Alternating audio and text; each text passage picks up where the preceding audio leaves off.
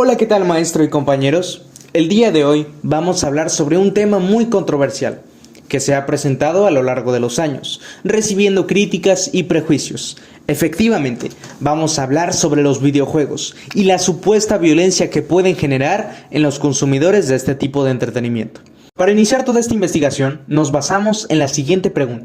¿En verdad jugar videojuegos hace violenta a una persona? Pero no podemos opinar de un tema sin saber de qué estamos hablando. Así que primero vamos a definir algunos conceptos importantes para poder empezar. Primero vamos a preguntarnos, ¿qué es un videojuego? Según Oxford Languages, los videojuegos son juegos electrónicos que se visualizan por medio de una pantalla.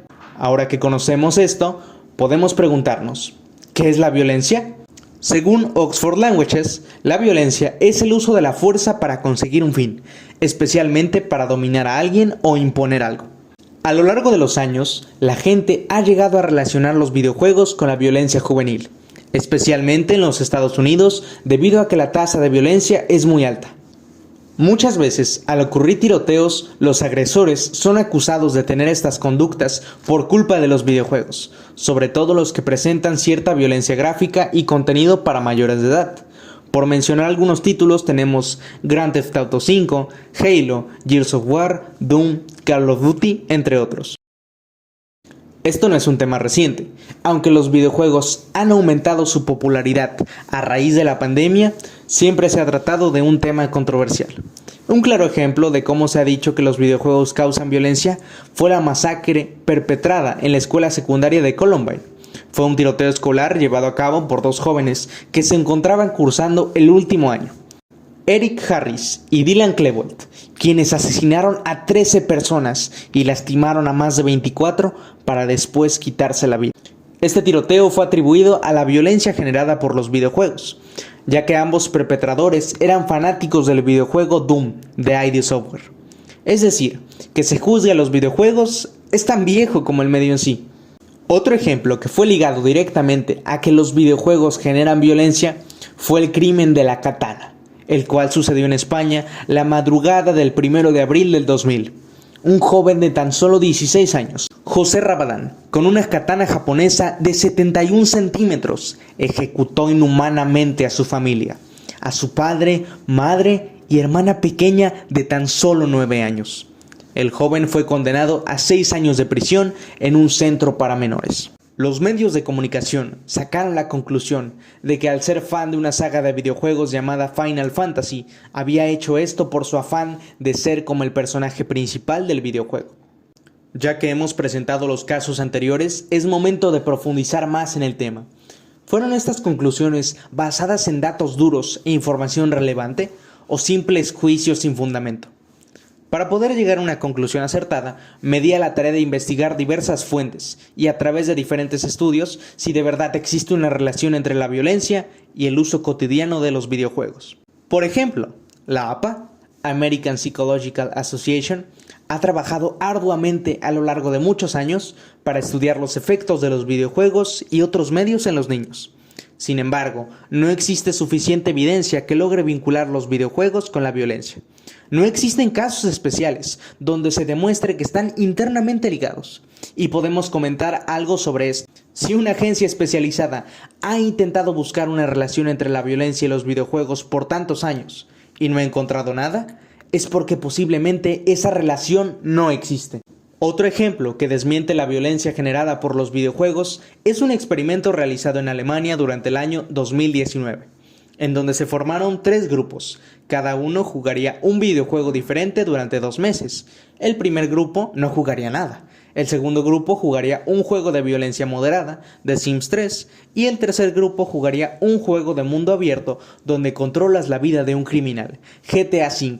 Pasado el tiempo, se realizaron unas cuantas encuestas que estaban enfocadas en analizar la agresividad. Sin embargo, no se encontró ninguna diferencia notoria en estos grupos. Finalmente, para dar un ejemplo más, podemos mencionar a Japón, el cual es un país donde más se consumen los videojuegos y no hay asesinatos. Incluso, en 2018, Japón ocupó el puesto número 9 en el índice global de la paz, siendo de los países más seguros del mundo. Según la ONU, solamente se cometen 0.28 asesinatos por cada 100.000 habitantes. Es decir, si en verdad los videojuegos generan violencia, ¿por qué en Japón la presencia de esta es casi nula? La respuesta es bastante sencilla. Es porque los videojuegos no generan violencia. Si hacemos una comparación con Japón y Estados Unidos, podemos darnos cuenta que hay que dejar de criticar a los videojuegos y fijarnos en los trasfondos de lo que en realidad está generando la violencia. Entonces, si los videojuegos no son los causantes de la violencia, ¿qué es lo que los causa? Para contestar a esto, debemos hablar un poco sobre Japón. Este país busca la educación integral de los niños, teniendo como objetivo principal personas de bien, con valores sólidos, competentes, con una vida sana y equilibrada. Sobre todo se les educa a los niños a diferenciar el mundo real del mundo que ven en sus pantallas. En cambio, en Estados Unidos no se prioriza la educación integral de los niños, sino los intereses políticos, como el tema de las regulaciones de armas de fuego. El expresidente Donald Trump, por ejemplo, siempre culpaba a los medios de entretenimiento como los videojuegos, buscando excusas sin resolver el problema real que ocasiona la violencia.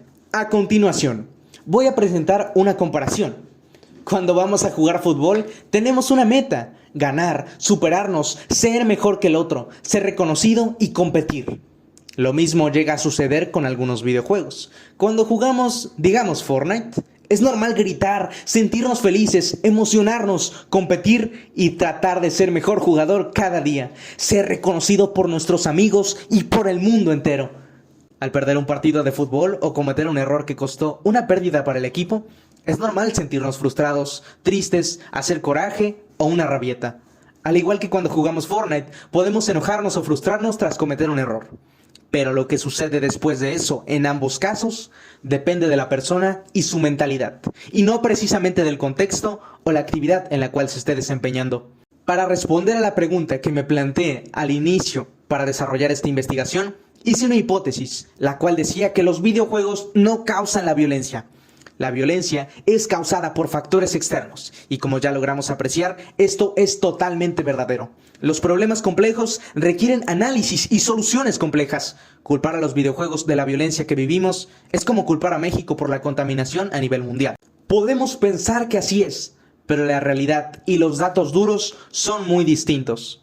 Siempre debemos tener presente lo que aprendimos en esta materia.